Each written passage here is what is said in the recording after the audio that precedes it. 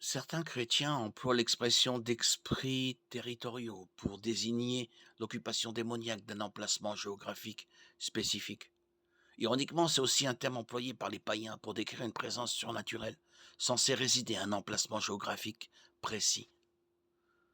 La notion chrétienne d'esprits territoriaux vient de passages comme Daniel 10, Jean 12, 31, Jean 14, 30, Jean 16, 11, Marc 5, 10 et Éphésiens 6, 12, qui entendent que certains anges déchus ont reçu une certaine responsabilité sur une région donnée et semblent donc être territoriaux.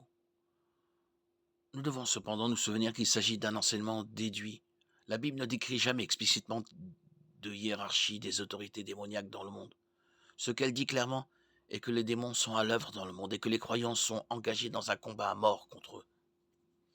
En Daniel 10, par exemple, un ange a lutté contre un adversaire démoniaque pendant tout le temps que Daniel priait et jeûnait.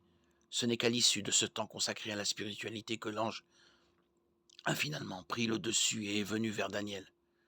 Éphésiens 6 exhorte les croyants à tenir ferme contre nos ennemis spirituels et à rester vigilants, prêts au combat. Cela ne fait aucun doute que notre combat sur la terre se reflète d'une certaine manière dans la sphère spirituelle.